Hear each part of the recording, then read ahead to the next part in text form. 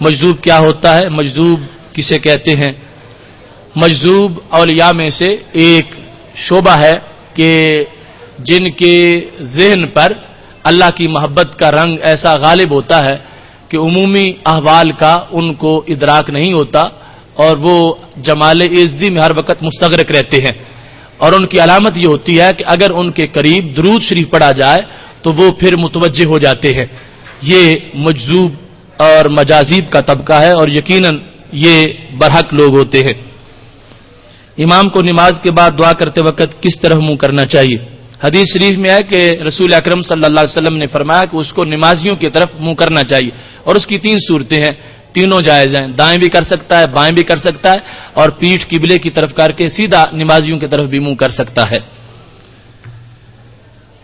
میں اس درس میں آتا ہوں جبکہ میرے ابو مجھے منع کرتے ہیں، تو کیا اس صورت میں مجھے کیا کرنا چاہیے؟ تو یہ تو قرآن مجید کا واضح حکم ہے کہ والدین اگر کسی اچھائی کے کام سے جو واضح اچھائیاں روکیں تو اس سلسلہ میں ان کو یعنی مزید ان کی خدمت کر کے اجازت لینی چاہیے، اور اس اچھے کام کو ترک نہیں کرنا چاہیے، اس میں ضرور آنا چاہیے۔ اور اگر وہ یعنی مزید کسی حرام پر مائل کرنا چاہیں یا کفر کی طرف، تو پھر ان کی اجازت کی کسی طرح کی کوئی ضرورت نہیں رہتی، اس میں ویسے ہی اس بچے کو اجازت ہوتی ہے۔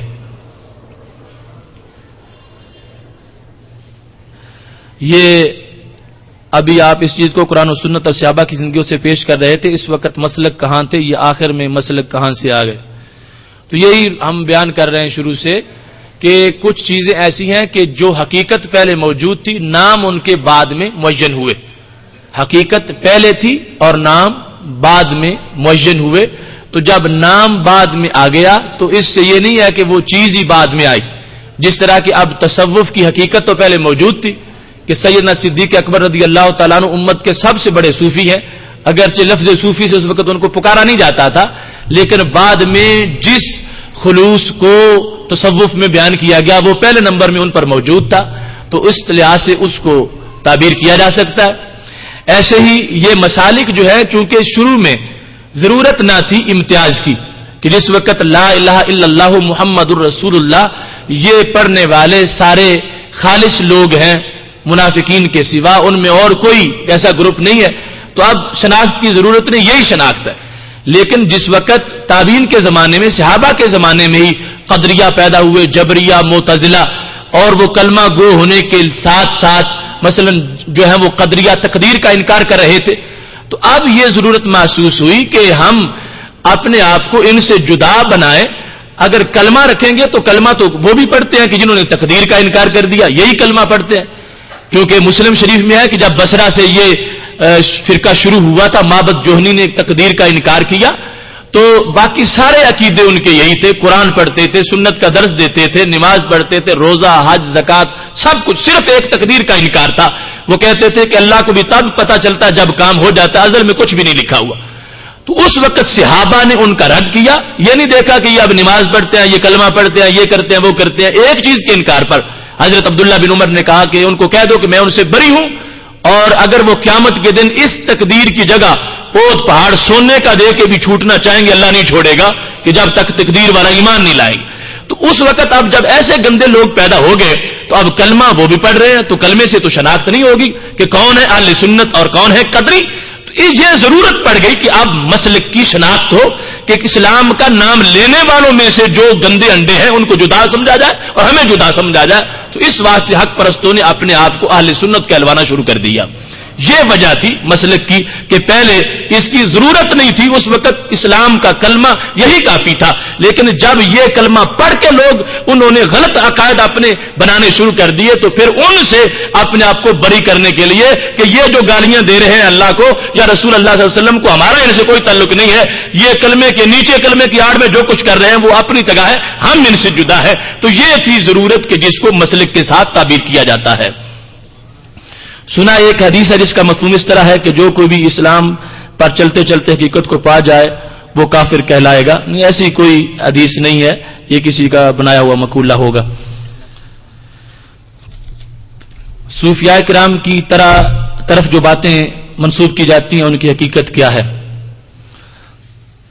اس سلسلہ میں یہ ہے کہ خود کتب تصوف میں ان باتوں کی وضاحت موجود ہے جن کو شطحیات سے تعبیر کیا جاتا ہے. جس وقت ایک شخص جو ہے اس کو اپنا ہوش ہی نہیں، یعنی اس طرح وہ استغراق میں ہے اللہ کے جمال میں، اس کو کھانے پینے کا کوئی پتہ ہی نہیں، کئی دن اس طرح گزر جاتے ہیں. تو رسول اکرم صلی اللہ علیہ وسلم کا فرمان ہے کہ رفع القلم عن ثلاث، 3 بندوں سے اللہ نے قلم اٹھا لیا ہے کہ ان کا حساب نہیں ہوگا. سب سے پہلے فرمایا ان النائم حتی یستیقظ، جو سویا ہوا ہے اس سے بھی قلم اٹھایا ہے، اب اٹھے گا تو پھر حساب شروع ہوگا. اس وقت تک جب وہ سویا ہوا ہے وہ مرفوع القلم ہے. اور پھر فرمایا ان الصبی حتی یحتلم، بچہ یہاں تک کہ بالغ ہو جائے، بالغ ہوگا تو پھر اس کا حساب شروع ہوگا، اس سے پہلے اس کا حساب نہیں ہے. اور اس کے بعد فرمایا وہ جس کے ذہن پہ پردہ پڑ گیا ہے حتی یفیقہ، یہاں تک اس کو افاقہ ہو جائے، اب جب ہوش سلامت ہوگا تو پھر اس کا حساب شروع ہوگا. تو ایسے میں اگر کوئی اس کے منہ سے بات نکل گئی تو اس کو اس پس منظر میں دیکھنا چاہیے کہ اس پر شرعی حکم مرتب نہیں ہوگا، کہ وہ اس وقت حالت سکر میں ہے، اور ہوش میں آئیں گے تو یقیناً وہ خود اس کا رد کریں گے کہ جو مجھ سے نکلی تھی بات اگر ایسی سنی ہے تم نے تو وہ بالکل صحیح نہیں ہے. یہ خود ان لوگوں کا کام ہے، لیکن اور کسی کا یہ نہیں طریقہ کہ وہ اس کو بنیاد بنا کے ویسے ہی کہنا شروع کر دے اور اس طرح کے نعرے لگانے شروع کر دے جو کسی ولی نے حالت شکر میں کہا ہو. تو اس طرح کی اس کی صورتحال ہے. ان کو شرعی طور پر نہ تو کوئی دلیل بننے والا یوں کہنے کے لیے اپنی دلیل بنا سکتا ہے، اور نہ ہی ان کو کوئی سامنے رکھ کے تصوف یا اولیاء پر رد کر سکتا ہے، اس واسطے کہ رسول اکرم صلی اللہ علیہ وسلم کی حدیث نے خود ان لوگوں کو مرفوع القلم قرار دے دیا ہے. ناپاکی کی حالت میں حضور صلی اللہ علیہ وسلم کا نام مبارک سن کر درود شریف پڑھنا، جس وقت بندے پہ غسل فرض ہے تو ایسی صورت میں اس کو درود شریف نہیں پڑھنا چاہیے. کیا اہل سنت کے علماء کی ذمہ داری نہیں کہ درباروں پر جو خرافات ہوتی ہیں ان کو سختی کے ساتھ کچلیں؟ تو یہ یقیناً اہل سنت اور علماء حق کی ذمہ داری ہے کہ یہ ان کے خلاف جہاد کریں، بولیں اور رد کریں. اور یقیناً بہت سے حضرات اس سلسلے میں اپنا کردار ادا بھی کر رہے ہیں، اور انفرادی طور پر ہر شخص کو جہاں وہ ایسی کوئی خرافات دیکھے تو وہ روکے، اس واسطے کہ یہ ہمارے خلاف ایک فرقہ اعتراض کرنے کے لیے تیار بیٹھا ہے اور دوسرا خواہ مخواہ ہمیں ملوث بنانے کے لیے ایسے بھنگیوں کو درباروں پہ چھوڑ دیتا جن کا ہمارے مسلک کے ساتھ کوئی تعلق نہیں ہے. تو یہ دونوں محاذوں پر ہمیں اپنی ان درگاہوں کو محفوظ کرنا چاہیے.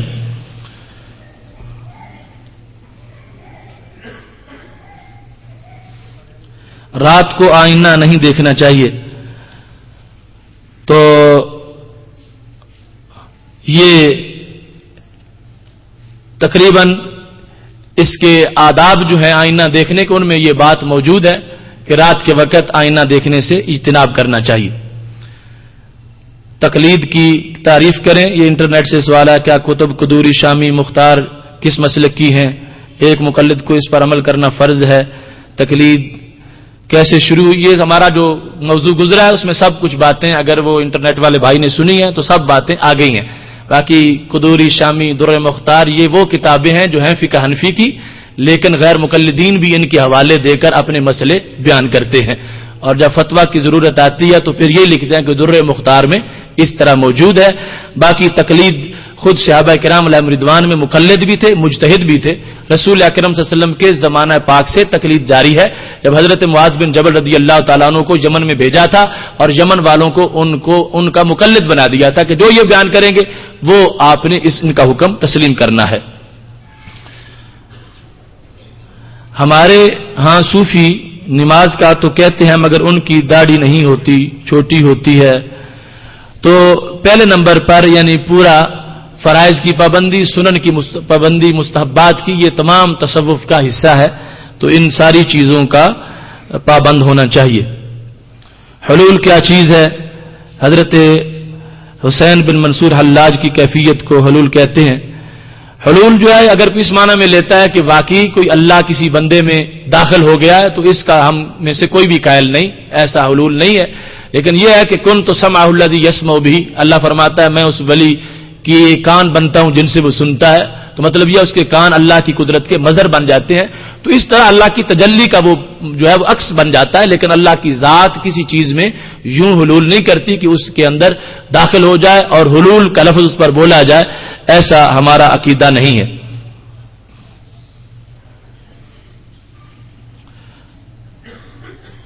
وحدت الوجود اور وحدت الشہود. حضرت مجدد الفسانی رحمۃ اللہ علیہ نے اپنے مکتوبات شریف میں دونوں کی بہترین تطبیق کی ہے, اور دونوں کو اگرچہ وہ خود وحدت الوجود کے قائل ہیں, وحدت الشہود کے, لیکن وحدت الوجود کی ایسی تطبیق انہوں نے کی کہ جس کی بنیاد پر کوئی اعتراض لازم نہیں آتا. یعنی وحدت الوجود کا مطلب ہے وحدت الموجود, یعنی خالق کائنات جل جلالہ کا وجود حقیقی وجود ہے, اور باقی سب کے وجود اس طرح ہیں کہ اللہ کے وجود کے ساتھ ان کی نسبت ہے. جب نسبت ختم ہوتی ہے تو وہ معدوم ہو جاتے ہیں. اور اگر مظاہر کے لحاظ سے دیکھا جائے تو ہر طرف خالق کائنات جل جلالہ کی قدرتوں کا نظارہ نظر آتا ہے. اس کو وحدت الشہود کے ساتھ تعبیر کیا جاتا ہے.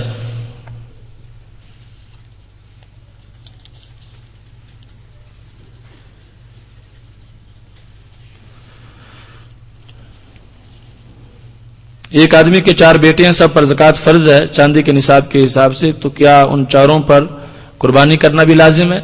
قربانی کا نصاب تو زکوٰۃ کے نصاب سے جلد بن جاتا ہے. یعنی زکوٰۃ کے نصاب کے اندر گھر کا جو زائد فرنیچر وغیرہ ہے یا کپڑے زائد ہیں ان کو شمار نہیں کیا جاتا, اس کے علاوہ شمار ہوتا ہے. جبکہ قربانی کے وجوب کے نصاب کے لیے ان چیزوں کو بھی شامل کیا جاتا ہے. تو جس پر زکوٰۃ لازم ہوتی ہے قربانی تو پہلے نمبر پر بطریق اولا اس پر لازم ہو جاتی ہے.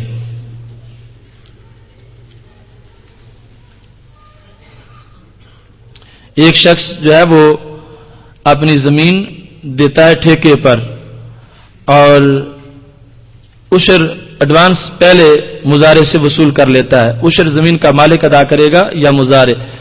تو وہ شخص جس نے پہلے پیسے وصول کر لیے وہ ان پیسوں کے لحاظ سے زکوٰۃ دے گا, اور جس کے تصرف میں اس وقت زمین ہے پیداوار کے لحاظ سے وہ مزارے جو ہے وہ اس کا عشر ادا کرے گا.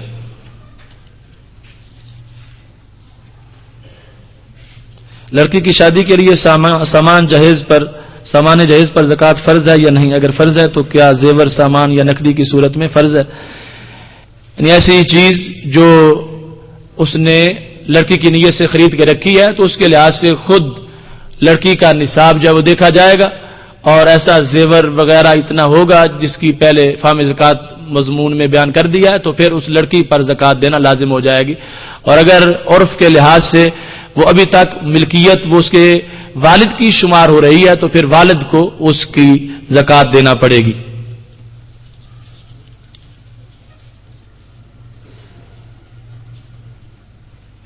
حضرت امام حسن رضی اللہ تعالیٰ عنہ کا دن نہیں منایا جاتا, جبکہ خاص فرقے والے لوگ حضرت امام حسین رضی اللہ تعالیٰ عنہ کا دن کثرت سے مناتے ہیں.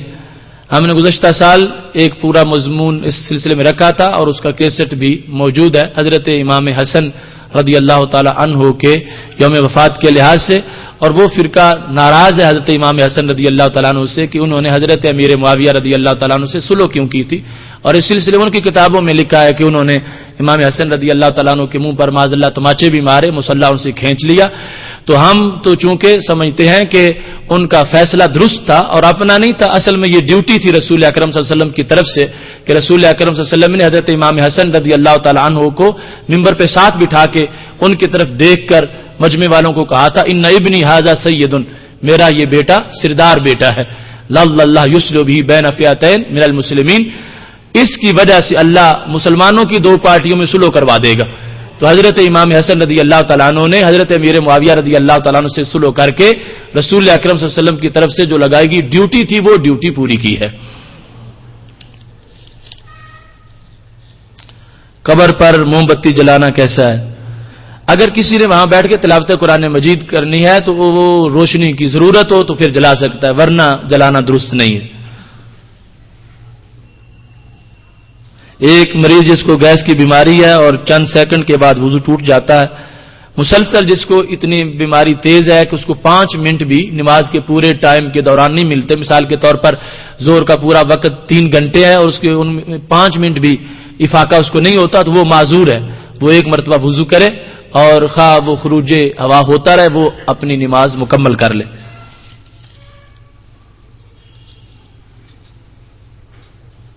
میں ایک استاد ہوں، بچیوں کو تعلیم دیتا ہوں، استاد روحانی باپ ہوتا ہے، تو کیا میرے طالب علموں کا مجھ سے پردہ چاہیے؟ تو استاد یقیناً بچیوں کا روحانی باپ ہے، مگر پردے کا حکم جو ہے وہ جو چھوٹ ہے وہ صرف جسمانی باپ کے لحاظ سے اور روحانی باپ کے لحاظ سے نہیں، تو اس سلسلے میں پردہ ضرور ہونا چاہیے۔ کوئی غیر محرم عورتوں کو پڑھاتا ہے، بچیوں کو، بالغ بچیوں کو، تو اس سلسلہ میں پردہ کرنا ضروری ہے۔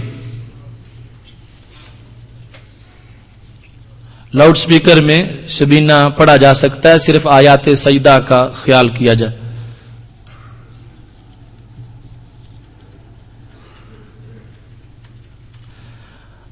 اعتکاف کرنے والوں کا اگر کوئی قریبی رشتہ دار فوت ہو جائے تو وہ کیا جنازے میں جا سکتے ہیں یا نہیں؟ اگر اعتکاف کی نیت کے وقت انہوں نے یہ ارادہ کیا ہوا تھا کہ میں اعتکاف بیٹھ رہا ہوں اور اس دوران اگر مجھے کسی موت یا فوت کی شکل میں نکلنا پڑا تو نکلوں گا، تو پھر وہ نکل سکتا ہے، ورنہ وہ نکلے گا تو اس کا اعتکاف ٹوٹ جائے گا۔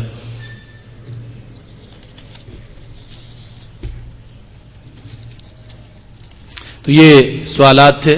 الحمدللہ رب العالمین والعاقبۃ للمتقین والصلاۃ والسلام علی رسولہ الکریم ربنا اتمم لنا نورنا واغفر لنا انک علی کل شیء قدیر وصلی اللہ تعالی علی حبیبہ خیر خلقہ سیدنا مولانا محمد وآلہ واصحابہ اجمعین۔ یہ صرف چند اسباق باقی رہ گئے ہیں، تو اس میں زیادہ سے زیادہ دوستوں کو مزید لائیں۔ یہ بہار ہے جو بہت جلد گزر جائے گی، جائیں تو پیچھے سے آنے والے نمازی ثنا پڑھ کر رکوع میں جائیں یا فوراً رکوع میں چلے جائیں۔ جس وقت امام صاحب رکوع میں چلے گئے ہوں تو پیچھے آنے والے نمازی کے لیے یہ ہے کہ تکبیر تحریمہ کہے اور ایک مرتبہ ہاتھ باندھ لے، ہاتھ باندھنے کے فوراً بعد دوسری تکبیر انتقال کہتا ہوا وہ رکوع چلا جائے تو اس کو رکعت مل جائے گی۔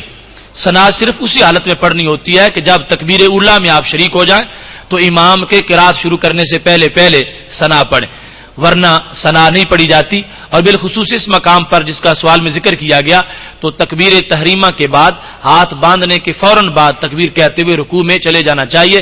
اگر امام کی پیٹھ کے ساتھ آپ کی پیٹھ مل گئی، اشتراک ہو گیا تو رکعت مل جائے گی۔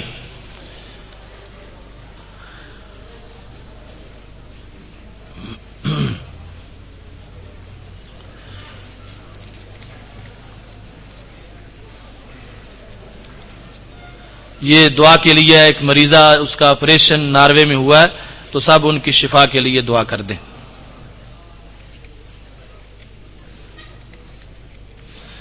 تو حضرت عیسیٰ علیہ السلام کے متعلق جو قرآن مجید میں ارشاد ہوا، جس کا مفہوم یہ ہے کہ جب تک ان میں آئیں تو آپ ان پر مطلع ہیں، اور جب انہوں نے کہا کہ اے اللہ تو نے مجھے اٹھا لیا تو تو ان پر نگہبان ہے، اسی ارشاد کو حضور علیہ الصلوۃ والسلام نے فرمایا میں بھی یہی کہوں گا کہ جب جو آپ کہتے ہیں۔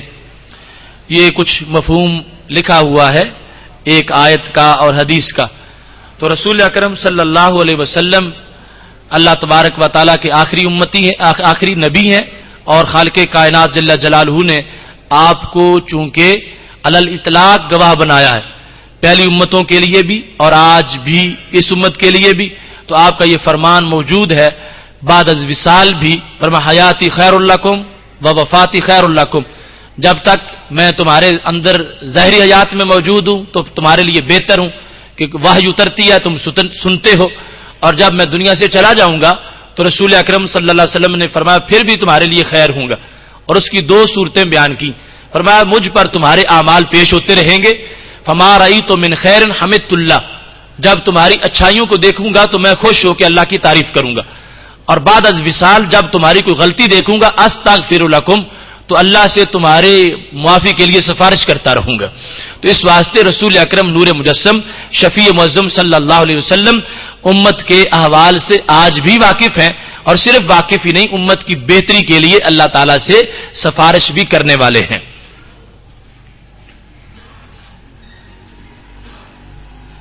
کیا فاروق اعظم یا ابو بکر صدیق نام رکھنا جائز ہے؟ یہ نام یعنی لقب کے لحاظ سے تو جائز نہیں، علم کے لحاظ سے جائز ہے، چونکہ القاب تو فاروق اعظم ایک ہی شخصیت کا ہے، اور بحیثیت علم اس کو رکھا جا سکتا ہے، اور ایسے ہی صدیق بحیثیت لقب نہیں بحیثیت علم رکھنا جو ہے وہ جائز ہے.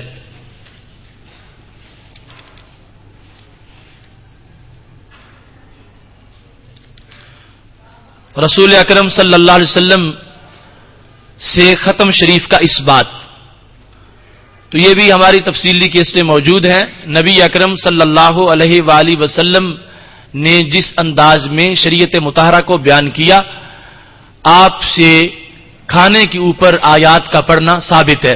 صحیح مسلم شریف میں ہے کہ جس وقت ایک جنگ کے موقع پر زادرہ کم ہو گیا اور یہ تجویز آئی کہ اونٹنیوں کو ذبح کر دیا جائے، تو حضرت فاروق اعظم رضی اللہ تعالیٰ عنہ نے کہا کہ یہ تجویز درست نہیں ہے، پھر ہم سفر کس پہ کریں گے؟ یا رسول اللہ صلی اللہ علیہ وسلم، جو کچھ ہمارے پاس اس وقت بچا ہوا کھانا ہے ہم ایک جگہ ڈھیر کرتے ہیں، آپ اس پر دعا کریں تو اللہ برکت ڈالے گا، سب کی جو ہے وہ کمی پوری ہو جائے گی. تو اس موقع پر سارے قافلے والوں نے جو کچھ کھجور یا کوئی ٹکڑا روٹی کا بچا ہوا تھا یا کھجور کی گٹھلیاں وہ ساری اکٹھی کی، تو اتنی ڈھیری بنی جتنی کہ بیٹھی ہوئی بکری کا جسم ہوتا ہے. تو رسول اکرم صلی اللہ علیہ وسلم نے اس پر آیات پڑھی اور اللہ تعالیٰ کے دربار میں دعا مانگی. تو یہ طعام کے اوپر دعا کا نبی اکرم صلی اللہ علیہ وسلم سے اس بات ہے. آگے یہ ہے کہ ہم مانگتے ہیں تو ایک مانوی برکت اس میں ضرور آتی ہے، لیکن رسول اکرم صلی اللہ علیہ وسلم کی دعا سے اتنی حصی برکت بھی آ گئی کہ سارے صحابہ نے اپنی بوریاں بھر لیں مگر پھر بھی کوئی کمی واقع نہ ہوئی.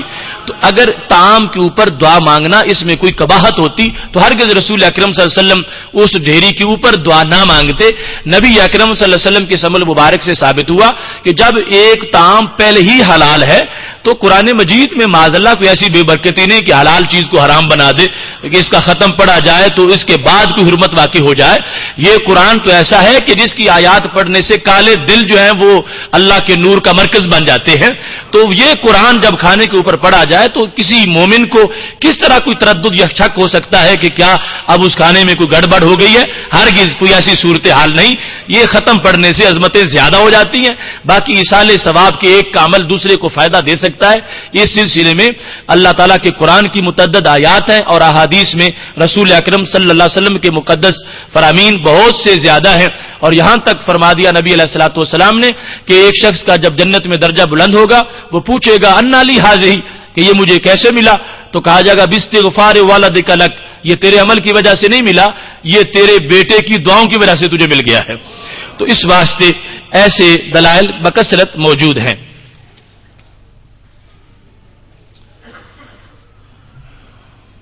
جنازے کے ساتھ آگ نہ لے کر جاؤ. رسول اکرم نور مجسم شفیع معظم صلی اللہ علیہ وآلہ وسلم نے آگ لے جانے سے منع کیا اور جو جاہلانہ رسمیں تھیں ان سے منع کیا گیا. لیکن اگر جنازے کے ساتھ کوئی اللہ کا نام لیتا ہے یا ذکر کرتا ہے تو اس میں ایسی کوئی قباحت نہیں ہے کہ جس کی وجہ سے جنازے کے ثواب میں کمی واقع ہو جائے یا کوئی عقاب ہو. اللہ تعالیٰ کا ذکر بہرحال اس کی وجہ سے مصیبتیں ٹلتی ہیں اور اس میں ایسی کوئی قباحت نہیں ہے. جب کوئی مسلمان فوت ہوتا ہے تو اس کے لیے 2.5 سپارے پڑے جاتے ہیں، کیا یہ ضروری ہے؟ تو ایسا یعنی کوئی عمل شرعی طور پر کہ 2.5 سپارے ہی پڑے جائیں ایسا کوئی ضروری نہیں. مطلقاً ایصال ثواب ہے، وہ خاص زیادہ پڑے جائیں یا کم، بہرحال ان کے لیے تلاوت قرآن مجید اس نیت سے کرنا کہ ان کو فائدہ ہو، اس کی حیثیت شرعی طور پر موجود ہے اور وہ جتنا پڑھا جائے اس کا فائدہ ہوتا ہے. یہودی، سکھ اور کافر ان کی تعریف کریں اور بتائیں کہ کیا جہنمی ہے. تعریف ویسے جو کی جاتی ہے وہ تو ان کی ہے ہی نہیں، تعریف تو اللہ تعالیٰ کی ہے. باقی تعریف کا یہ مطلب کہ یہ بیان کیا جائے کہ یہ کون ہوتے ہیں. تو یہودی جو ہیں وہ آج ان کے پاس اپنے طور پر وہ دعویٰ کرتے ہیں کہ ہماری تورات ہے، تورات کے ہونے کا اور حضرت موسیٰ علیہ السلام کی امتی ہونے کا ان کا ایک دعویٰ ہے، لیکن وہ اس سے کافی دور ہٹ چکے ہیں اور اس وقت یعنی ان کے عقیدہ میں شرک داخل ہے اور صرف اہل کتاب ہونے کا ایک لقب ان کا باقی رہ گیا. باقی سکھ اور کافر کا لفظ جو ہے یہ عام ہے، یعنی یہ کسی بھی کافر کے اوپر بولا جا سکتا ہے، خواہ وہ اہل کتاب میں سے ہو یا غیر اہل کتاب میں سے ہو، بت پرست ہو، آگ پرست ہو، ستارہ پرست ہو یا وہ اللہ تعالیٰ کے کسی نبی کو اللہ تعالیٰ کا بیٹا مانتا ہو عیسائیوں کی طرح، یا اللہ تعالیٰ کے ساتھ معبود مانتا ہو، ثالث و ثلاثہ کا قائل ہو، اس طرح کی ساری صورتیں عیسائی، یہودی اور دیگر تمام ایسے لوگ جو ہیں ان پر لفظ کافر کا اطلاق کیا جا سکتا ہے، اور یہ قطعی طور پر جہنمی ہے، یعنی ان کے جہنمی ہونے میں کسی طرح کا کوئی شک نہیں ہے۔ اللہ تبارک و تعالیٰ باقی ہر چیز معاف کر دے گا، لیکن یہ شرک معاف نہیں ہوگا جو ان لوگوں کے اندر موجود ہے اور انہوں نے توحید کا کلمہ نہیں پڑھا۔ نماز پڑھتے وقت اگر تھوک آ جائے تو کیا کرنا چاہیے؟ حالت روزہ کے اندر جو ہے وہ رومال کے ساتھ اس تھوک کو ایک بار یعنی صاف کرنے کی اجازت ہے، تاکہ نماز کے اندر وہ کثرت عمل بھی نہ پایا جائے، اور مسجد میں انسان ہو تو مسجد کی تلویث بھی لازم نہ آئے۔ رومال کے ساتھ اس کو صاف کر دینا چاہیے۔ عورت کو پیتل کی چوڑیاں پہننا کیا جائز ہے؟ تو خواتین کے لیے تقریباً تمام دھاتیں جائز ہیں، سونا چاندی بھی، اور دیگر دھاتیں جو ہیں ان کا بھی جواز ایک قول کے مطابق موجود ہے۔ جس عورت کے پاس 15 تولے زیور ہے اور اس نے قرض ادا کرنا ہے تو زکوٰۃ کا مسئلہ کیا ہوگا؟ تو 15 تولے زیور کی قیمت جو ہے اس کو ایک طرف رکھ کے اس کو قرض کو دوسری طرف رکھیں، اور پھر دیکھ لیں کہ اگر قرض ادا کرنے کے بعد بھی اس کے لیے اس کا سونا بچتا ہے 7.5 تولے تو پھر اس پر زکوٰۃ ہوگی، ورنہ اس پر زکوٰۃ نہیں ہوگی۔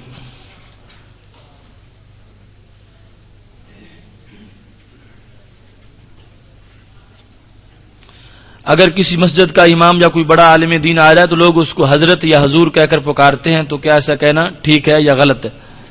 تو یہ ایک عجمی آداب کا طریقہ ہے، عربی زبان میں یا عربوں کے ماحول میں ایسی صورتحال نہیں ہے۔ تو جس طرح ہمارے دیگر بہت سے القاب ہیں یا بہت سی اصطلاحیں ہیں جو براہ راست عربوں کے اندر موجود نہیں، تو اس لحاظ سے یہ حضرت بمعنی بارگاہ ہوتا ہے اور جناب کے معنی میں ہوتا ہے، تو اس واسطے اس کے اطلاق میں کسی طرح کی کوئی قباحت نہیں ہے، حضرت یا حضور کا اطلاق کیا جا سکتا ہے، لیکن علل اطلاق حضرت اور حضور رسول اکرم نور مجسم شفیع معظم صلی اللہ علیہ وسلم کی ذات گرامی ہے، اور جس وقت جملے میں پیچھے آپ کا ذکر آیا ہوا ہو تو پھر اس لفظ سے آپ ہی کی ذات مراد لی جائے گی۔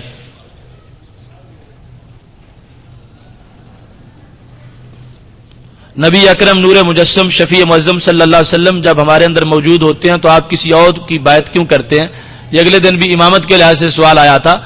تو نبی اکرم نور مجسم شفیع معظم صلی اللہ علیہ وسلم کے ساتھ بیعت اور صحابیت کا جو شرف تھا اس کا تعلق صرف ظاہری حیات کے ساتھ تھا۔ اب اس کے بعد اگر کوئی شخص نبی علیہ الصلوۃ والسلام کو دیکھتا ہے، زیارت کرتا ہے، تو وہ صحابی نہیں کہلائے گا۔ تو اس واسطے اس فرق کی وجہ سے اب اس کو بیعت کا حکم یوں نہیں دیا جائے گا، اور نہ ہی عام یہ کسی میں صلاحیت ہے کہ وہ جاگتے ہوئے رسول اکرم صلی اللہ علیہ وسلم کے لیے جب چاہے بیعت کرنے کے لیے اپنے آپ کو حاضر کر لے۔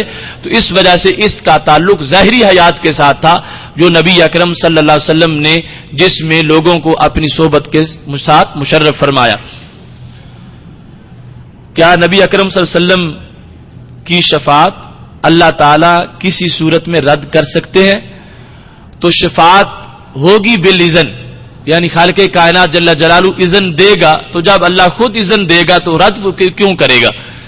شفاعت اللہ کے اذن سے ہوگی، اذن علی الاطلاق ہوگا کہ جس کی چاہو کر لو، اور آگے رسول اکرم صلی اللہ علیہ وسلم خود بارہا یہ قانون بیان کر چکے ہیں کہ کسی مشرک کی جس نے کلمہ اسلام نہیں پڑھا، جب جو مشرک ہے اس کی شفاعت نہیں کروں گا، کافر کی شفاعت نہیں کروں گا۔ قرآن مجید نے بار بار ان کی شفاعت کی نفی کر دی ہے۔ باقی امت کے گناہگار لوگ جو ہیں ان کے لیے رسول اکرم صلی اللہ علیہ وسلم شفاعت کریں گے، اور خالق کائنات جل جلالہ نے قبول کرنے کا بارہا مقامات پر وعدہ فرما رکھا ہے، اور وہ وعدہ خلاف ورزی اس کی نہیں فرمائے گا۔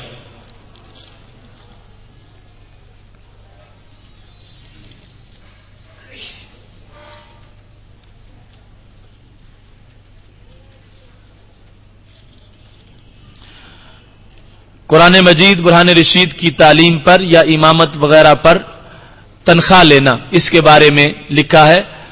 تو رسول اکرم نور مجسم شفیع معظم صلی اللہ علیہ وسلم سے احادیث میں ایسا مروی ہے کہ تنخواہ کا معاملہ اس کو نفس جواز تو اس زمانے میں بھی موجود تھا، لیکن متقدمین نے اس سے اجتناب کیا اور متاخرین نے ہر دور کے اندر اس کے جواز کا فتویٰ دیا.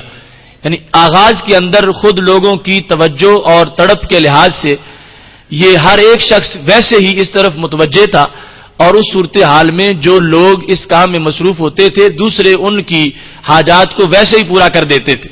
لیکن جوں یہ کارواں آگے آتا گیا اور مادہ پرستی کا حملہ ہوتا گیا تو اب یہ ضروری سمجھا گیا کہ اگر کوئی ایسی جماعت جو مستقل طور پر یہ کام نہیں کرے گی تو ہو سکتا ہے کہ دین کا بہت بڑا نقصان ہو جائے. اس واسطے متاخرین نے باقاعدہ جواز کا فتویٰ دیا اور اس میں کسی مسلک کا کوئی اختلاف نہیں ہے اور سب کے نزدیک یہ جائز ہے. اور اس کا آغاز صحابہ کرام علیہم رضوان نے اس وقت کیا جب حضرت فاروق اعظم رضی اللہ تعالیٰ عنہ نے بیت المال سے قراء اور علماء کے لیے تنخواہیں معین فرمائی تھیں. میری والدہ آپریشن کی وجہ سے سجدہ نہیں کر سکتی تو ان کے لیے حکم کیا ہے؟ تو وہ اشارے کے ساتھ نماز پڑھ سکتی ہیں، یعنی ان کو ٹیک لگا کے بٹھایا جائے اور سجدے اور رکوع کی جگہ وہ اشارہ کر دیں تو اس سے اللہ تعالیٰ ان کی نماز قبول فرما لے گا. حالت روزہ میں اگر احتلام ہو جائے تو روزے کی کیا صورتحال رہے گی؟ اس صورت میں روزہ نہیں ٹوٹے گا اور اس پر غسل لازم ہوگا، غسل کرے، لیکن غرارہ اور ناک میں جو اچھی طرح چڑھانا ہوتا ہے پانی کا وہ روزہ افطار کرنے کے بعد کرے. رسول اکرم صلی اللہ علیہ وسلم اس وقت پریشان ہوئے جب سیدہ عائشہ صدیقہ رضی اللہ تعالی عنہا پر منافقین نے الزام لگایا. اس پر بھی ہماری تفصیلی بحث موجود ہے اور نبی اکرم صلی اللہ علیہ وسلم کی پریشانی اس وجہ سے نہیں تھی کہ آپ کو معاذ اللہ کوئی سیدہ عائشہ صدیقہ رضی اللہ تعالی عنہا کے بارے میں شک تھا، ایسی کوئی صورتحال نہیں تھی. بخاری شریف میں ہے کہ نبی اکرم صلی اللہ علیہ وسلم نے صحابہ کے سامنے واضح طور پر سیدہ عائشہ صدیقہ رضی اللہ تعالی عنہا کی پاک دامنی کا اعلان کیا اور اس بات کا ثبوت دیا کہ وہ بالکل اپنے موقف میں سچی ہیں. لیکن اس سلسلہ میں آپ نے خود تفصیل کے ساتھ بیان اس لیے نہیں کیا کہ آپ کو انتظار تھا کہ یہ الزام بہت بڑا ہے تو اس کا جواب اللہ تعالیٰ کی طرف سے آنا چاہیے تاکہ جو سید عائشہ صدیقہ رضی اللہ تعالی عنہا کو رنج پہنچائے بلا وجہ تو اس کا ایسا معاوضہ ان کو مل جائے قیامت تک جس کو یاد رکھا جائے. تو خالق کائنات جل جلالہ نے ان کے لیے 17 آیات کا نزول فرما دیا. تو اس حکمت کے پیش نظر نبی علیہ الصلوۃ والسلام نے تفصیلاً اس کا رد نہیں کیا لوگوں کے سامنے، لیکن اجمالاً بخاری میں حدیث موجود ہے آپ نے یہ واضح کیا کہ ما علمت علیہا من سوء، عائشہ صدیقہ رضی اللہ تعالی عنہا بالکل پاک ہیں، بری ذمہ ہیں اور ان میں کسی طرح کی کوئی غلطی نہیں ہے. باقی یہ لوگوں کا استدلال کرنا جو کہ ہرگز کسی امتی کے شایان نشان نہیں ہے کہ رسول اکرم صلی اللہ علیہ وسلم پریشان پھر کیوں تھے، تو ایک منٹ کے لیے سوچنا چاہیے کہ چلو رسول اکرم صلی اللہ علیہ وسلم کا معاملہ تو علیحدہ ہے، خود سید عائشہ صدیقہ رضی اللہ تعالی عنہا جو کہتے ہیں کہ مجھے کئی رات تک نیند نہیں آئی تو وہ تو اپنے بارے میں اچھی طرح جانتی ہے نا میں نے کوئی غلطی نہیں کی، تو وہ بھی پریشان تھی. تو کیا اس وجہ سے کہ ان کو بھی اپنے بارے میں پتہ نہیں ہے کہ میں نے یہ کام کیا ہے یا یہ کام نہیں کیا؟ ان کو یقین ہے کہ میں نے کوئی غلطی نہیں کی، لیکن جب مقام اتنا تقدس والا ہو اور خلاف ایسی بات آ جائے تو پریشانی تو ہوتی ہے. اس واسطے پریشانی جو رسول اکرم صلی اللہ علیہ وسلم کی تھی وہ عدم علم کی وجہ سے نہیں تھی کہ آپ کو صورتحال کا پتہ نہیں تھا، پریشانی اس واسطے تھی کہ یہ منافقوں نے خواہ مخواہ اس ماحول کو افسردہ کر دیا ہے جو ہنستا مسکراتا ماحول تھا اور سارے صحابہ بھی پریشان ہوئے ہیں، یہ وجہ تھی. ورنہ خود سید عائشہ صدیقہ رضی اللہ تعالی عنہا تو یقیناً جانتی ہے اور اس کے باوجود وہ بھی پریشان ہیں، تو پریشانی ہونا علم نہ ہونے کی یہ دلیل نہیں بن سکتی. رسول اکرم صلی اللہ علیہ وسلم بیر معونہ کے شہداء کی تعداد جو ہے وہ 70 تھی، سب قرآن کے حافظ تھے اور قاری تھے، ان کو شہید کر دیا گیا. تو رسول اکرم صلی اللہ علیہ وسلم نے ان کے لیے ان کے خلاف دعائیں کی. اگر آنکھ دیکھ لیتی تو ایسا کیوں ہوتا؟ یہ یعنی اگر کوئی شخص واقعی شک کی وجہ سے لکھتا ہے تو اس کی رہنمائی اور ہدایت کے لیے دعا کرتے ہیں. ویسے کوئی امتی ایسا نہیں ہو سکتا کہ جس کو ہمیشہ کمی کی ہی تلاش ہو، کیونکہ ایسا معاملہ مل جائے کہ جہاں سے اعتراض کی نوبت پیدا ہو جائے. یقیناً رسول اکرم صلی اللہ علیہ وسلم ایسے معاملات کو دیکھتے تھے، لیکن کبھی بھی امتحان کو اس کا راز فاش نہیں کیا جا سکتا. اگر بالفرض رسول اکرم صلی اللہ علیہ وسلم نہیں دیکھ رہے تھے تو رب تو ضرور دیکھ رہا تھا، تو اسے وحی نازل کر دینی چاہیے تھی کہ اے نبی یہ 70 جو جا رہے ہیں سارے شہید ہو جائیں گے، ان کو واپس بلا لو. اب خالق کائنات جل جلالہ وحی نازل نہیں کر رہا تو یہ کیا کہا جائے گا کہ اس کو بھی پتہ نہ چلا اور 70 آدمی شہید ہو گئے.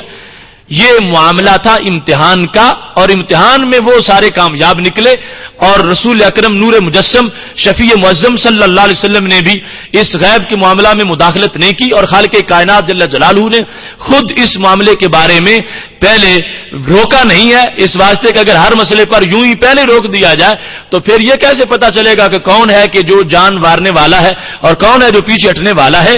تو یہ پورے دین کے اندر امتحان کے تقاضے تھے جن کے پیش نظر بعض مقامات پر خبریں نہیں دی گئی، اور اللہ تعالیٰ نے ان کے بارے میں یوں فرمایا یا اہل الکتاب قد جاءکم رسولنا یبین لکم کثیرا مما کنتم تخفون من الکتاب ویعفو عن کثیر. فرمایا ہمارے وہ نبی آئے ہیں تمہارے پاس جو بہت سی باتیں تو بیان کر دیتے ہیں اور کچھ باتیں بہت سی کیسی ہیں، فرمایا وہ معاف کر دیتے ہیں. یعفو عن کثیر، یہ نہیں فرمایا کہ بہت سی معاف کرتے ہیں اور بہت سی ان کو آتی نہیں، فرمایا بہت سی بیان کرتے ہیں اور بہت سی معاف کر دیتے ہیں. تو معاف کرنے والا جو معاملہ ہے یہ سارا حکمت کے پہلوؤں والا ہے کہ بہت سی حکمتیں ہوتی ہیں کہ اس بات کو ظاہر کرنا مناسب نہیں ہوتا، اس واسطے اس کو یہ نہیں بنانا چاہیے کہ معاذاللہ وہاں پہ جہالت تھی، اس کو یہ سمجھنا چاہیے کہ یہاں پر اللہ تعالیٰ کی حکمت کی اجازت ہی نہیں تھی.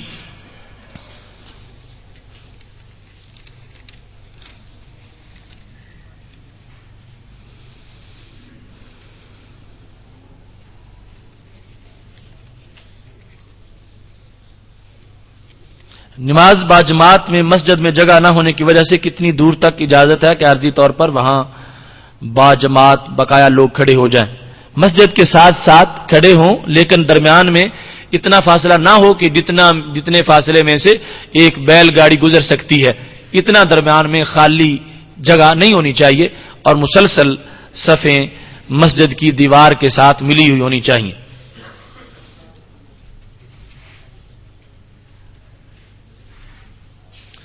عورتوں کے اعتکاف کا مسئلہ پھر پوچھا گیا ہے.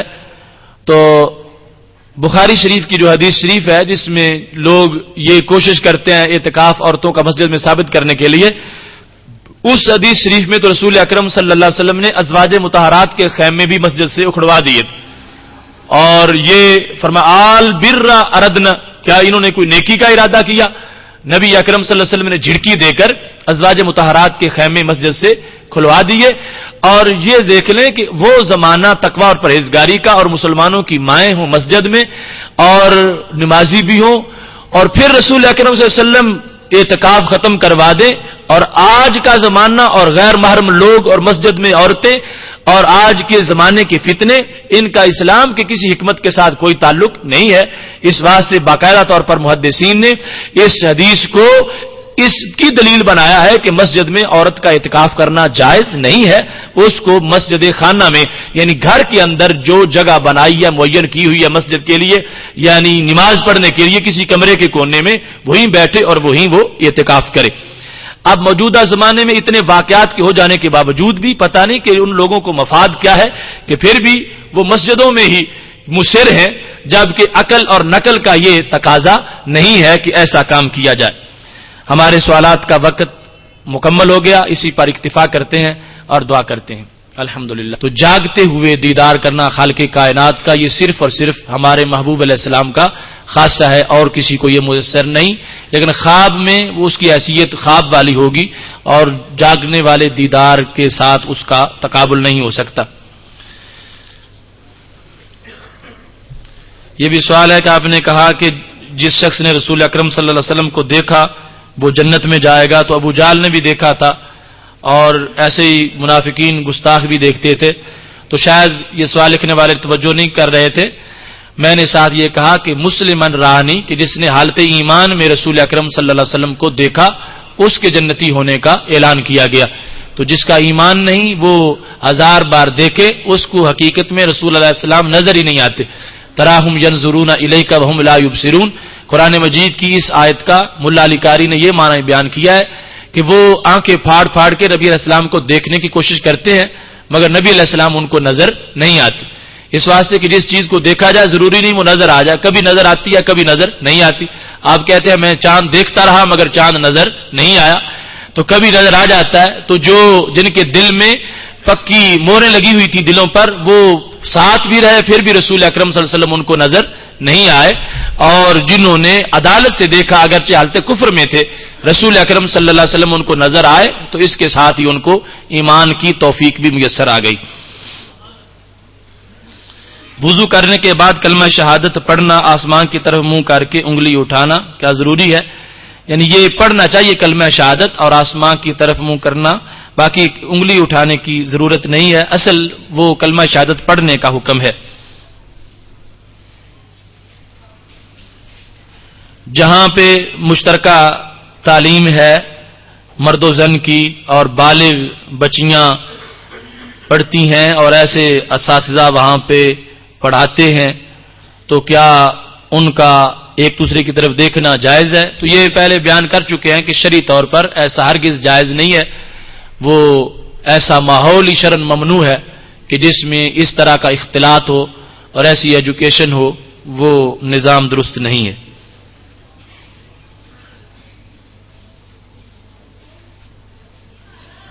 آپ نے سب سے پہلے بخاری کی 600 کتنے نمبر کون سے نمبر کی حدیث بیان کی؟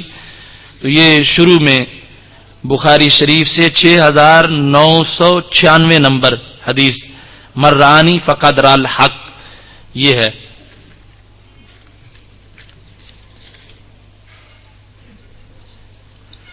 کیا رسول اکرم صلی اللہ علیہ وسلم سے سیاہ امامہ بھی ثابت ہے؟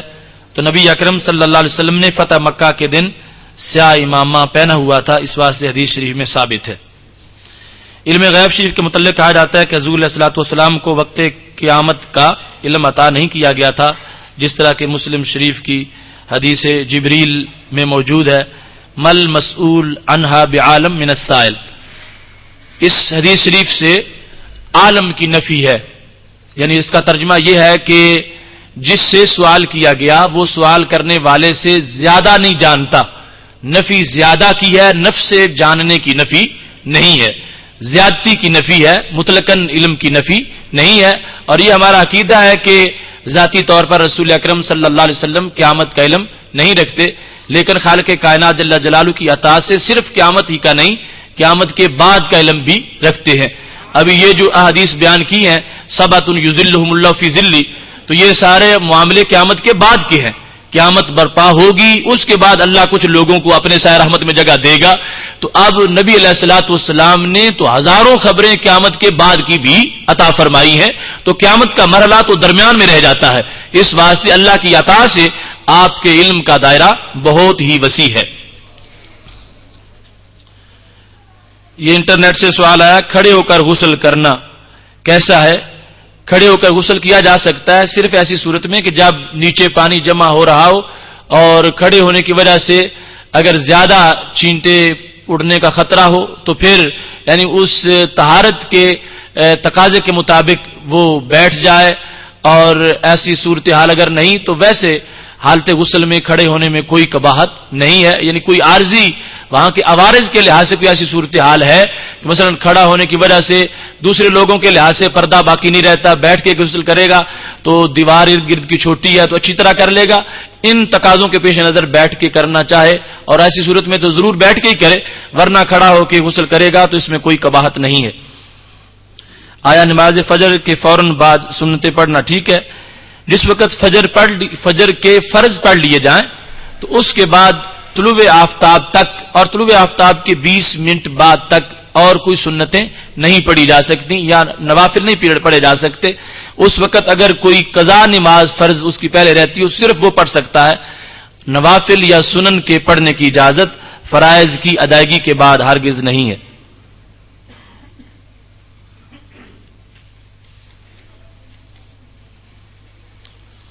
اولیاء کرام کے مزارات پر عقیدت کے طور پر جاتا ہوں, وہاں جا کر مجھے کس طرح دعا مانگنی چاہیے؟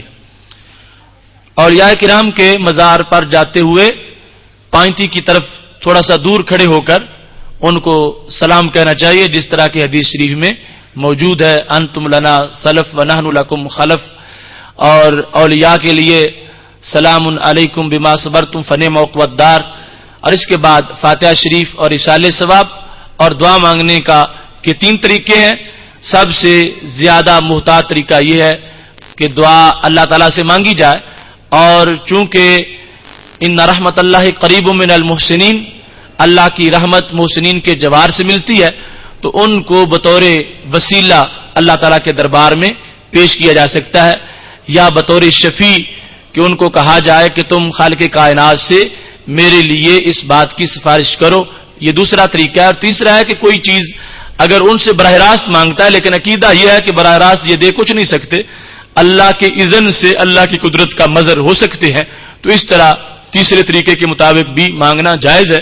لیکن سب سے اچھا طریقہ پہلا ہے کہ خالق کائنات جل جلالہ کے دربار سے ان کے وسیلے کے ساتھ دعا کی جائے، اور خالق کائنات جل جلالہ نے ذوات فاضلہ کو بہت بڑا مرتبہ عطا فرما رکھا ہے، جس طرح سیدنا عمر فاروق رضی اللہ تعالیٰ عنہ نے دعا کے لیے، بخاری شریف میں ہے، جب دعا کی استسقاء کے لیے، بارش کے لیے، تو حضرت عباس رضی اللہ تعالیٰ عنہ کے وسیلے سے دعا مانگی، اور اس سے پتہ چلتا ہے کہ ذوات فاضلہ کا وسیلہ جائز ہے، اور وہ ذوات جو ہیں اللہ کے لحاظ سے ان کا قبل از وصال ہونا یا بعد از وصال، یہ دونوں صورتیں برابر ہیں، کیونکہ اگر وسیلہ شرک ہے تو ایسی صورتحال نہیں کہ زندہ تو اللہ کا شریک نہ بنے اور مر کے شریک بن جائے، یہ فرق جو ہے وسیلے کے لحاظ سے جن لوگوں نے کر رکھا ہے۔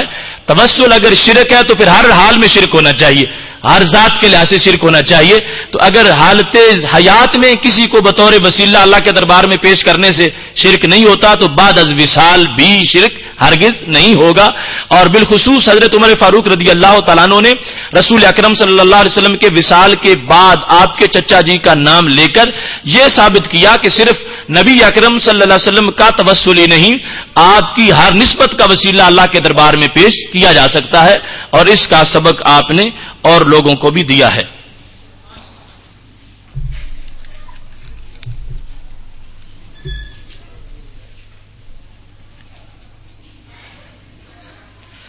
جس عورت کے منہ پر داڑھی نما بال آ جائیں تو وہ اتارنا کیسا ہے؟ شریعت میں ان کے لیے یہ ضروری ہے کہ ایسے بال اتاریں، اور اتارنے کا حکم دیا گیا ہے۔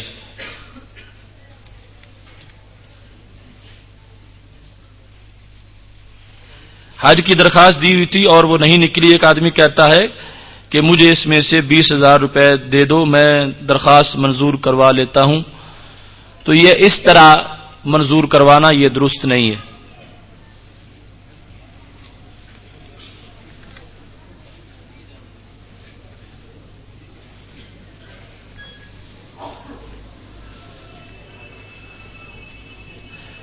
یہ ایک خاتون کی طرف سے آیا ہے کہ میرا شوہر مجھے روکتا ہے کہیں جانے سے، میں جاتی ہوں کسی محفل میں، تو اس سلسلہ میں مجھے کیا کرنا چاہیے؟ کیونکہ کل وہ بکری والا مسئلہ سنا تھا، تو یہ شرعی طور پر یعنی اجازت ضروری ہے، شوہر کی اجازت ہی سے آگے پیچھے کسی دینی محفل میں بھی جانا چاہیے۔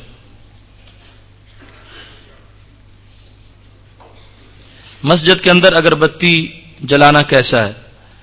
کیونکہ اس کی خوشبو پھیلتی ہے تو خوشبو کی نیت سے جلانا درست ہے، اور موجودہ صورتحال میں جو تجربہ ہے تو اس کی وجہ سے گلا بہت جلد خراب ہو جاتا ہے، تو ایسے وقت جلائیں کہ جب وہاں کوئی پڑھنے والے بولنے والے موجود نہ ہوں۔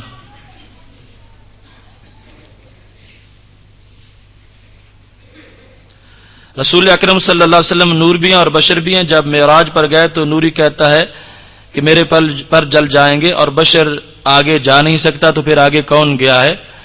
تو رسول اکرم صلی اللہ علیہ وسلم کی نورانیت اگر حضرت جبریل علیہ السلام جیسی مانی جائے تو پھر تو یہ سوال ہو سکتا ہے کہ بشر تو ویسے نہیں جا سکتا اور نور ویسے رک گیا، تو وہ نورانیت رسول اکرم صلی اللہ علیہ وسلم کی جو ہے وہ تمام مخلوقات میں سے سب سے کامل اور جامع نورانیت ہے، کہ حضرت جبریل علیہ السلام نے تو یہ کہا تھا کہ دنوت من اللہ دنوا ما دنوت منہ قط، کہ مجھے اللہ کا ایسا قرب حاصل ہوا، کان بینی و بینہ 70,000 حجاب من نور، میری تاریخ کا ریکارڈ قرب جب مجھے میسر آیا تو 70,000 پردے درمیان میں موجود تھے. اور نبی علیہ الصلوۃ والسلام نے معراج کی شب جب اللہ کو دیکھا تو فرمایا خورے کبھی 70,000 حجاب من نور، وہ 70,000 پردے بھی میرے بدن سے لگ کے پھٹ گئے اور میں نے کمان کے 2 سروں سے بھی قریب ہو کر دیکھا. تو حضرت جبریل علیہ السلام کی نورانیت جیسی ہمارے محبوب علیہ السلام کی نورانیت نہیں، بلکہ وہ نورانیت ہے ایک خادم کی، اور سرکار کی نورانیت ہے اس خادم کے آقا کی.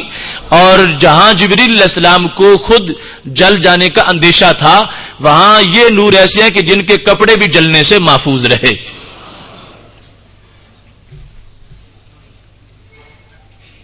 اگر کسی کا عقیدہ صحیح ہے اور بے ادبی نہیں کرتا مگر کسی کی بیعت نہیں کرتا تو کیا حکم ہے اس کا؟ یعنی اگر عقیدہ صحیح ہے تو یعنی بیعت اس لیے ضروری نہیں کہ جس کی بنیاد پر ہی عقیدہ صحیح ہو سکے. ہاں یہ ہے کہ اگر کوئی صحیح رہنما مل جائے گا تو وہ بندے کو پھسلنے سے بچاتا رہے گا، تو اس میں اس کے لیے ایک سہارا اس کو میسر آ جائے گا.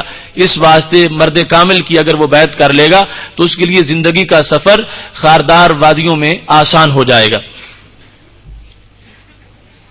اگر قربانی کا نصاب ہے مگر جانور خریدنے کی رقم نہیں تو کیا حکم ہے؟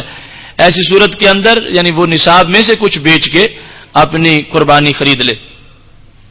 بعض لوگ کہتے ہیں کہ جرابوں پر مسح کرنا جائز ہے. یہ ایک بدعت ہے جو ان لوگوں کی بنائی ہوئی ہے. کہیں بھی قرآن و سنت میں جرابوں پر مسح کرنے کا حکم نہیں ہے، اور وہ موضع ہیں جن کے بارے میں حدیث شریف میں ذکر موجود ہے اور ان پر مسح کرنے کا شرعی طور پر حکم ہے.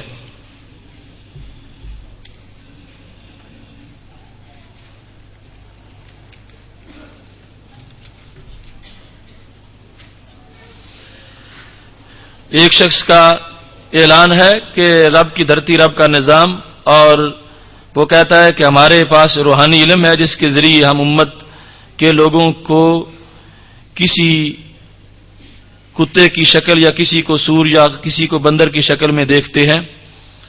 ہمارے آقا حضرت محمد صلی اللہ علیہ وسلم سے ایسا دینی اور روحانی علم چھپا ہوا نہیں، تو کیا ایسا ممکن ہے کہ اس شخص کی یہ بات درست ہو؟ تو یہ بھی ایک گمراہی کا ایک سلسلہ ہے اس شخص کی تحریک بھی، کیونکہ مختلف جال ان لوگوں نے پھیلائے ہوئے ہیں. کہیں کوئی تصوف کی آڑ میں لوگوں کو خراب کرنا چاہتا ہے اور کوئی کسی اپنے علم کی چمک دکھا کر. تو ہرگز ایسی کوئی حقیقت نہیں ہے کہ جو ایسی روحانیت ہو کہ جس میں ایک طرف تو رسول اکرم صلی اللہ علیہ وسلم کے لیے ایسے غیب کے امور علوم ماننے سے وہ انکار کرتے ہیں، اور دوسری طرف خود دعویٰ کرنا شروع کر دیا ہے کہ ہم کشف سے لوگوں کی حالتیں دیکھ لیتے ہیں. یہ سب فریب ہے، اس کی کوئی حقیقت نہیں ہے.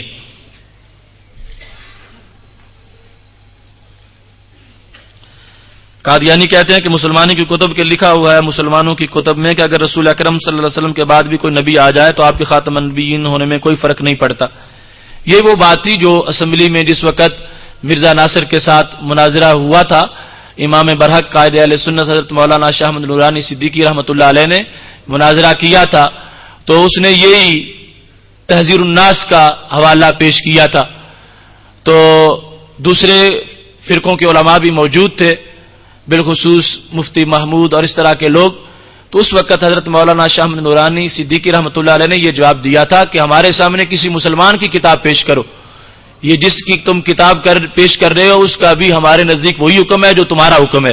اس واسطے کہ جو ختم نبوت کے اجماعی معنی کا انکار کرتا ہے وہ کافر ہو جاتا ہے، اور اس کی عبارت کا ہمارے ساتھ کوئی تعلق نہیں ہے، کیونکہ مسلمان کی عبارت کو تم ہمارے مقابلے میں پیش کر سکتے ہو. اس کو جواب اس کی وجہ سے ہی ان قادیانیوں کو شکست ہوئی، اور اس فرقے کے لوگوں نے بھی اس جواب کی تعریف کی کہ اس شخص کو جو اس عبارت کا قائل ہے کافر کہے بغیر یہ جواب نہیں دیا جا سکتا تھا. اور یہ وہ غلطی ہے جو جس گرفت کی تھی حضرت امام احمد رضا خان فاضل بریلوی رحمۃ اللہ علیہ نے اپنے فتویٰ کے اندر، اور اس وقت تحذیر الناس کی اس عبارت کو پیش کر کے انہوں نے ان لوگوں کو کہا تھا کہ جلد تمہیں اس سے معافی مانگنی چاہیے اور توبہ کرنی چاہیے. اسی کی وجہ سے قادیانیت کا فتنہ پیدا ہوا اور وہ آگے سلسلہ چلا. بہرحال ہمارا اس عبارت کے ساتھ کوئی تعلق نہیں ہے، اور ایسا کہنا کہ رسول اکرم صلی اللہ علیہ وسلم کے بعد کوئی نبی آ جائے تو پھر بھی آپ کی ختم نبوت میں کوئی فرق نہیں پڑے گا، یہ کفریہ جملہ ہے اور جس کی وجہ سے ایمان ختم ہو جاتا ہے. اور ہم قادیانیوں کے کہتے ہیں کہ ہمارا اس کے ساتھ کوئی تعلق نہیں، اس کو کفریہ عقیدہ سمجھتے ہیں اور کفریہ جملہ سمجھتے ہیں. ہمارے نزدیک رسول اکرم صلی اللہ علیہ وسلم کے بعد کسی معنی میں بھی کوئی نبی بحیثیت نبی نہیں آ سکتا، جس طرح کہ ختم نبوت کا پورا موضوع پہلے گزر چکا ہے۔